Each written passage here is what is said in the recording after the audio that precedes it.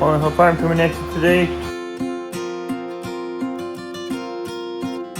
We are continuing working on completing this goat run, and I'm so excited to show you the progress we made today. So far, if you recall, in the last video we had basically worked on cleaning out everything, taking down all this wood from the stanchions. I still have plenty of wood to take out, but you can also see on the other side, I've got some long wood boards over there. That's from all the stanchion frames there. There used to be a 14-foot 2x that spanned this, another one went that way, and so on. The bottom on this side is a lot harder to get at. A couple reasons. Mainly I have a bunch of pallets here, and there's a bunch of hay here. This hay over here is in my way. I think I'm going to be able to move this hay and get all of those stanchion, that one completely done. That'd be awesome. And then I think I'm going to be able to move all of the rest of the girls' hay right here, or all of the hay that they have there over here, or vice versa. We're going to move the hay as best we can to get the stanchion. What we've been working on today, putting in this runner right here. What I've done, essentially spanned the entire length of the concrete riser there, the concrete shelf or walkway, with the 2x4s that I took off of the stanchions. You can see it goes all the way to the wall there, and it's going to run the whole length. Fasteners I used were these Tapcon heavy duty 3/8 inch by 4 inch. This is the drill bit we used right here, 3/8 inch. I used it too much and I screwed up my DeWalt Hammer Drill.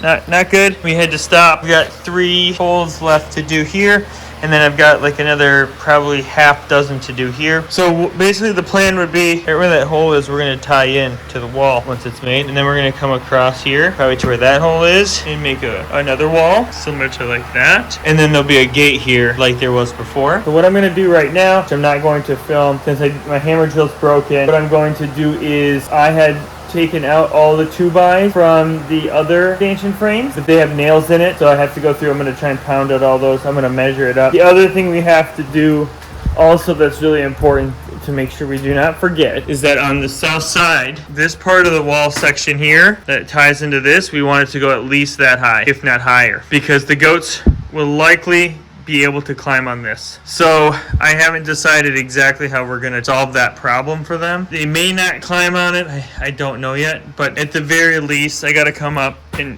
go over here and up to here, right? So they can get right here and the wall stops here. That's the top of the wall. They'll easily be able to go here to here or here to there. Now I can let that happen, or wait till it does happen. It might not. Or I can try and solve for it now. And I was going to try and solve for it now by building the wall up to about here and have it come about 3 feet over, and then come down to my wall height here and then over. So we'd have about basically 4 bump studs that come up pretty high, tie us into that, and come over about 3 feet, and then the rest of my wall was going to be, it'd be about 35 inches high, because each of those can be 32 inches cut and right in half, because they're 64 inches. So if I cut them right in half, that means I have 2 per, which would be awesome, because I have to span this entire thing. And so if I had 32 inches plus the inch and a half plus the inch and a half, that's 35 inches at the very top. And if worst comes to worst, I'm hoping for 35 inches from the floor to the top. You know, maybe I have to put in, I can also put in like a 1x4 on the very top as like a finisher to kind of make it a little bit higher, but that's only going to make it like 35 and a half. If we don't like how high it is, we can always put like another runner along it to make it a little bit taller. But I think 35 inches high is plenty. Most railings are like 42 inches high, but that's because it's like a railing. But this isn't a railing. This is just a little mini wall so that they don't jump over it.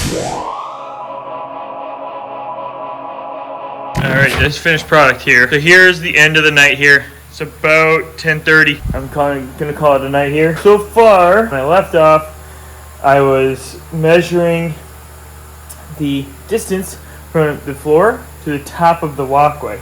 And it's about 20 inches at the very south side and about 15 inches at the very north side. So that would not be ideal, because then if I use the measurement that I wanted to use down here that I was going off of, height of it 60 inches, all of these posts for the studs would be the same size. So if I made all of these studs, let's say 36 inches, then my total wall height would be 39 inches.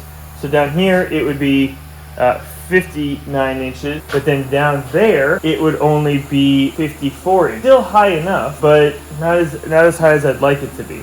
Because we did a little bit more research, did a little bit more talking, and especially for safety, we did some looking up, and safety says like railings should be at least 42 inches. We're gonna make these a little bit bigger. So we decided to cut the posts right here. Those are 42 inches, leaving me 3 inches there. It means I got 45 inches, which means I'll be 65 inches there and 60 inches down there. Plus, I'll probably put a 1x6 runner on top to kind of finish it, because all the siding is going to be 1x6 cedar plank, and I'll probably put that on top as well. We're wrapping up for the night. Good night, ladies. Whew. And we'll see you next time. Just remember, don't have to be a goat or whatever. That's not ideal.